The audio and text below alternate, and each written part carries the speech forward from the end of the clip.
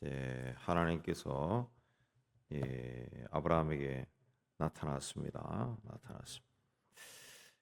그 예, 그래서 보니까 날이 뜨거울 때 장막문에 앉아 있다가 이 맞은편에 사람 셋이 서 있는 것을 봤다 그랬습니다.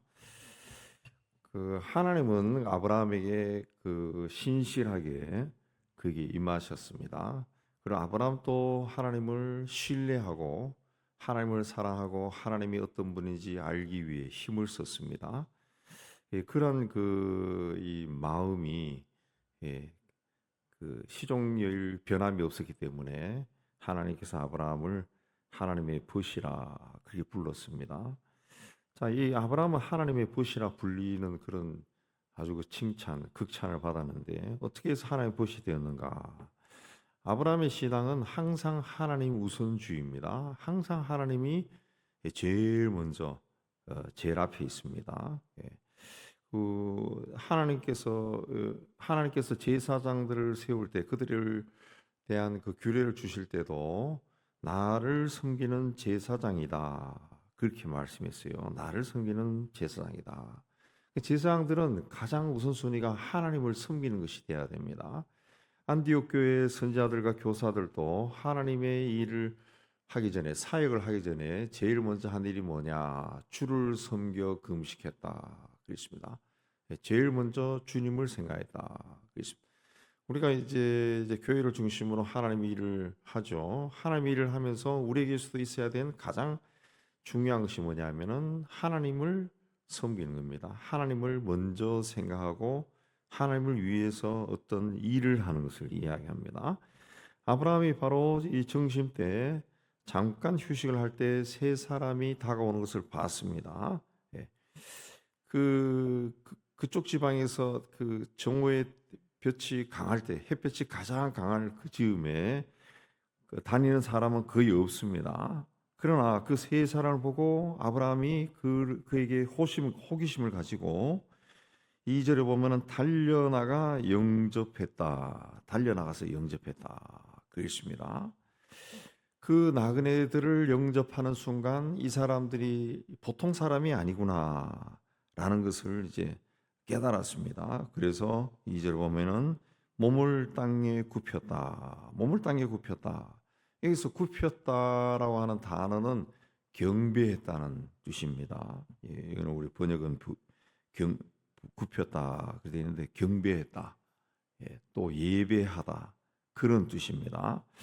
아브라함은 그 세 사람이 보통 사람이 아니라 사람의 몸으로 오신 하나님의 사자라는 것을 알아본 겁니다. 그리고 그들에게 경배한 겁니다.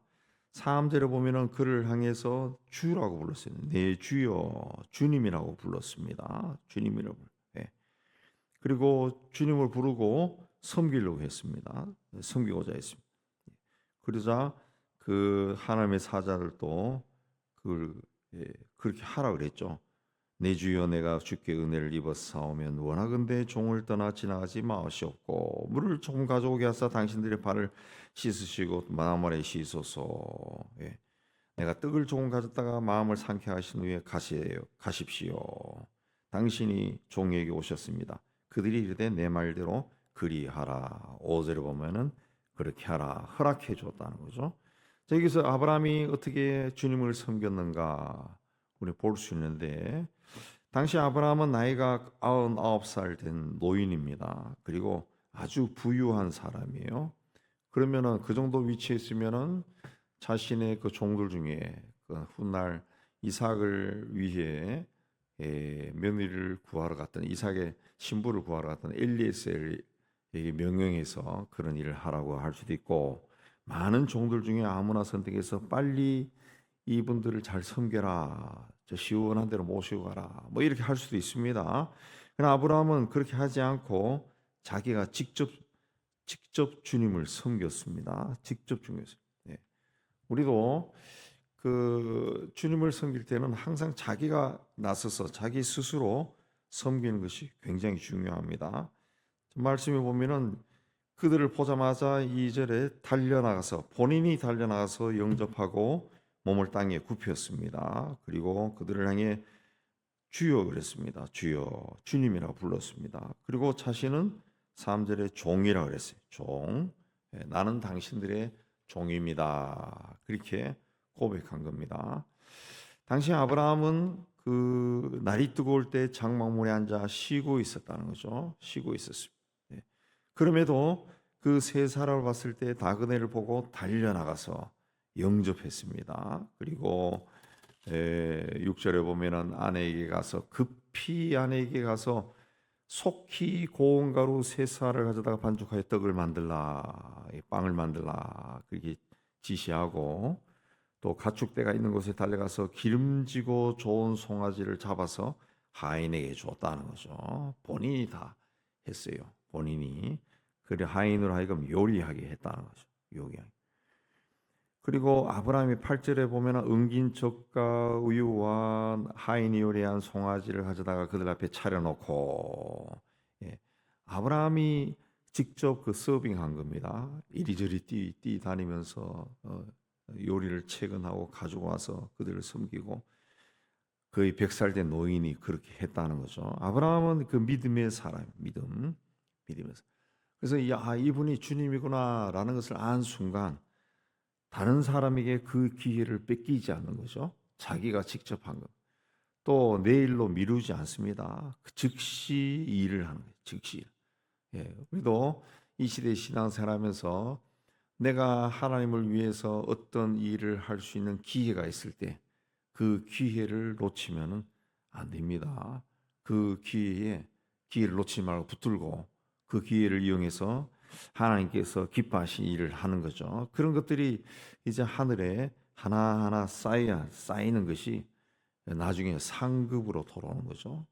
아무것도 없이, 아무것도 없으면 안 되죠. 상급으로 돌아오는 거예요. 그러니까 주님을 섬기라는 거예요. 최선을 다해 섬기라. 아브라함은 주님을 섬길 때 어떻게 섬겼습니까? 최상품으로 섬겼습니다. 고운 가루를, 아주 좋은 밀가루를 줘서 빵을 만들라. 그리고 기름지고 좋은 송아지를 잡다. 소도 아니고 송아지입니다. 가장 기름지고 좋은 송아지를 잡아서 하인에게 요리해라. 남은 것을 준 것이 아니란 거죠. 3등품을 준 것이 아니라 자기가 가진 것 중에 가장 좋은 것을, 최고의 것을 최상품으로 주님을 섬겼다. 나그네를 섬겼다. 그랬습니다. 이스라엘 백성들이 훗날 그 가나안 땅에 정착해서 살 때 하나님을 떠난 적이 많죠. 떠나서 이제 벌을 받고 심판받고 막 그렇게 했는데, 그때 성경에 보면은 그들이 하나님께 드린 것들이 하나님께 뭔가 드리는 것이 아까워 가지고 병든 거, 값싼 거, 흠 있는 것을 주께 드렸다. 그게 성경에 기록되어 있어요. 하나님에게서 마음이 떠나니까 아주 좋은 걸 드리고 싶지 않은 거죠. 하나님을 향해 마음이 있는 사람은 나 아닌 다른 사람, 그 사람이 누구든지 간에 최고의 것으로 섬긴다. 그것이 이제 주님을 섬기는 거죠. 그런 자세로 주님을 섬기기 때문에 하나님이 그들에게 복을 주는 겁니다. 복을 주는 거예요. 사라에게서 이제 아이가 태어나게 되는데, 그러니까 있을 수 없는 일이 일어나는 거죠. 불가능한 일도 그들에게 일어나는 겁니다. 그래서 사자를 통해서 아내 사례가 어디 있느냐, 장막이 있습니다. 그러니까 10절에 내년 이맘때 내가 반드시 내게로 돌아오리니 내 아내 사라에게 아들이 있을 것이다. 아들이 있을 것이다. 엄청난 일이죠. 엄청난 일. 이걸 이제 사라가 장막문 뒤에서 들었다 그랬습니다. 그런데 아브람과 사라가 나이가 많아 늙었다 그랬습니다. 그래서 12절에 사라가 속으로 웃었다. 그 말을 듣고 웃었습니다. 내가 노쇠하였고 내 주인도 늙었는데 내게 무슨 즐거움이 있을 것인가? 내가 무슨 아이를 낳아서 품에 안고 아이의 재롱을 볼 수 있을까? 그랬습니다. 근데 13절에 보면 여호와께서 아브라함에게 사라가 왜 웃으며 내가 늙었건 어떻게 아들을 낳으리요? 라고 말하느냐 그랬습니다. 사라가 왜 웃었냐 그랬습니다. 하나님께서 14절 그리고 여호와께 능하지 못한 일이 있겠느냐. 하나님이 전능하신 분이죠. 예, 하나님이 못하실 일이 있겠느냐. 그렇게 말씀했습니다. 사라가 웃은 이유가 뭡니까? 예, 나이 많아 늙었고 내가 노쇠하였고 주인도 늙었는데 내가 어떻게 아이를 임신하고 낳을 수 있겠는가? 그 이제 사라의 생각이죠. 사라의 생각. 예, 사라의 생각입니다. 인간의 생각입니다. 근데 인간이 인간적인 기준에서 하나님을 판단하는 것은 굉장히 불신앙이죠. 불신앙. 내 생각은 이런데 하나님이 할 수 있을까? 내 생각, 내 지식, 내 경험 이거 앞세우면은 그건 그 하나님께 도전하는 거죠. 오늘날 교회가 시끄럽고 다투고 뭐 각종 뭐 여러 가지 사건들이 많이 일어난 이유는 그 교회 안에서 사람들이 생각이 강하게 내 생각, 내 주장, 내 지식, 내 경험 그걸 자꾸 내세우니까 하나님이 하시고자 하시는데 그걸 못하게 방해하는 거죠. 하나님의 능력을 제한하는 거죠. 제한하는.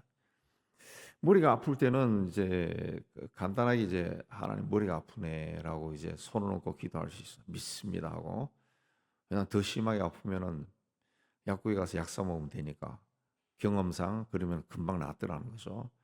그러나 암과 같은 뭐 말기암 같은 난치병 같은 경우는 뭐 믿습니다 하고 그 기도도 하지만은 사실은 안 믿습니다. 기도는 많이 합니다. 하나님이 고쳐줄 걸 믿습니다. 믿습니다. 기도하지만은 실제로는 믿지 않죠. 믿지 않습니다. 의사가 벌써 아유 이거는 못 고쳐요. 그러면 믿지 않는다는 거죠. 그래서 그 하나님의 능력이 그런 인간이 생각하기에 불가능하다라는 것 앞에서는 하나님의 능력이 제한되죠. 제한. 그러나 예수 그리스도는 어제나 오늘이나 동일하다 그랬습니다. 동일하다. 하나님은 능하지 못한 일이 있겠느냐 그랬습니다. 그래서 어떤 병이나 어떤 집안에 여러 가지 문제가 있을 때는 여호와께 능하지 못한 일이 있겠느냐. 예. 뭐 우리가 하나님은 전능하신 분이다 믿습니다. 아멘 다 하죠. 다 하죠. 그러나 실질적으로 말씀드린 것처럼 아멘 하고 기도도 하고 하지만은 실질적으로는 안 믿는다는 거죠. 안 믿는다. 예. 그래서 진정한 믿음이 생기기 위해서는 여호와께 능하지 못한 일이 있겠느냐 이 말씀을 많이 묵상하면서 어떤 위기 상황에 만났을 때 그 일단 그 나에게 그 믿음 예. 내 생각 기준 이게 아니라 그 하나님의 전능하심이 내 안에 믿음으로 자리를 잡을 수 있도록 자기가 그런 그 일을 해야 됩니다. 그 일을 해야 돼. 네. 그게 실제로 그 생길 것 같지만 안 생긴다고요. 안 생긴다. 그러니까 역사가 아니라 역사가 그런 어떤 순간에는 또 생기죠. 그럼 역사가 일어나죠. 예. 그러니까 어떤 사람은 똑같은 병에 걸려도 낫고 어떤 사람은 안 낫고 어떤 사람은 어떤 문제에 해결이 되고 어떤 사람은 안 되고 그겁니다. 그거. 그러니까 그 하나님이 능하지 못한 일이 있겠느냐 그 믿음을 가져야죠. 자, 그래서 이제 웃었어요. 그래서 웃었기 때문에 그 아들의 이름이 이삭이 되는 거예요. 이삭이 되는 거예요. 이삭. 내가 웃지 않았다. 그죠? 아니야, 네가 웃었다. 그렇습니다. 그래서 이삭이 되는 겁니다. 이삭. 네. 그래서 그 17장에서도 그러죠. 웃었기 때문에 예. 아브라함이 웃었기 때문에 이삭이다 그랬어. 그래서 이 두 내외가 이제 아들을 낳아서 이삭을 이름을 부를 때마다 자기들이 하나님 말씀을 듣고도 웃었던 뭘 그런 일이 일어날 수 있을까라고 그 생각이 늘 느끼면서 이제 그때부터 우리가 잘못했구나 해서 믿음 가운데 자꾸 세워지는 거죠. 자, 아브라함은 이렇게 하나님을 먼저 섬겼습니다. 자기를 찾아온 그냥 스쳐 지나갈 수도 있는 분을 먼저 섬겼어요. 그래서 그분과의 교제가 이제 시작이 되는 거죠. 시작이 되는 거죠. 그래서 그분들이 이제 소돔으로 가려고 하니까 아브라함이 전송하려 간 겁니다. 그리고 그분들로부터 아브라함이 이제 축복을 받죠. 강대한 나라가 되고 천하 만민은 너로 말미암아 복을 받을 것이고, 예, 그렇게 이제 복을 받습니다. 근데 그리고 그 나서 이제 이분들이 소돔과 고모라를 이제 멸망시키러 간다라는 것을 알고 난 다음에 아브라함이 아 그러세요? 그러면은 잘 다녀가세요. 그렇게 이야기한 것이 아니라 중보하죠. 중보기도 합니다. 예. 23절에 아브라함이 가까이 나아가 이르되 주께서 의인을 악인과 함께 멸하리 하시나이까. 물론 이 안에는 자기 조카 생각이 많이 났겠죠. 그래서 성중에 의인 50 있을지라도 그것을 멸하실 것입니까? 그랬습니다. 근데 50이 없어요. 그래서 다시 5명이 부족해도 멸할 겁니까? 또 45명이 없어요. 그래서 40명, 30명, 20명, 결국 10명까지 내려가 기도합니다. 그러나 거기에 10명도 없다는 것이죠. 10명도 없다. 그랬습니다. 롯의 내외와 딸 포함해도 10명이 안 되죠. 10명. 근데 아브라함의 기도를 보면은 의인이 악인들과 함께 멸망당하지 않도록 끝까지 중보 기도했다. 그래서 중보 기도했다. 우리가 세상에서 일할 수 있는 일들이 많지만은 우리가 직접 할 수 있는 일들은 제한되어 있습니다. 우리 삶의 주변에서밖에 할 수 없습니다. 그러나 중보 기도는 우리가 어느 나라에 있다 할지라도 우리가 살 수가 있죠. 지금 이제 전쟁이 많이 일어나는데 러시아도 그러고 우크라이나도 그러고 다 기독교 국가죠. 그러나 기독교 자체가 이데올로기가 되어버리니까 러시아의 국교 러시아 정교회는 하나님을 잊어버리고 사람을 섬기고 있고 또 이스라엘과 팔레스타인 전쟁에서도 보면은 제가 이 사이드에서 듣는 소식들은 팔레스타인 사람들, 이스라엘 사람들은 다 유대인이고 물론 그 중에 기독교인들도 있지만 또 팔레스타인 사람들 중에는 기독교인들이 꽤 많습니다. 가자 지구에 교회도 많고 목사들도 있고, 예. 근데 교회가 다 부서지고 그러고 레바논은 그 기독교 전통이 오래된 나라죠. 레바논은 이제 기독교인, 무슬림 또 뭐 여러 가지 다양한 종파들이 동네가 달라요. 사는 동네가 다른데 동네가 다릅니다. 그래서 오랫동안 그 기독교인들과 수니파, 시아파 다 파벌로 전쟁이 오랫동안 있었죠. 여러분 뭐 뉴스에 보는 것처럼 그래서 그 독특한 체제를 유지한다죠. 기독교인이 대통령이고 뭐 총리는 뭐 시아파고 국회의장은 뭐 수니파고 이게 다 다르게 한다 그러죠. 예. 근데 거기에도 기독교인들이 있는데 교회가 폭격을 받아 다 부서지고 죽고 막 그런다. 기독교인들도 꼭 우리가 그래서 기독교인을 위해서 중보기도 해야 된다라는 것은 아니지만 또 그 땅에도 악한 사람도 있지만은 선하게 살던 사람도 많다. 선하게 살. 그러니까 우리가 계속 기도해야죠. 계속 기도. 예수님 또 하늘 보좌 우편에서 우리를 위해 중보하신다 그랬습니다. 사도 바울도 간구할 때마다 너희를 위하여 항상 기쁨으로 기도한다 그랬습니다. 그리고 자기를 위해 중보해 달라 부탁했습니다. 우리가 세상에 일어나는 여러 가지 암울한 것들을 바라보며 기도해야 돼.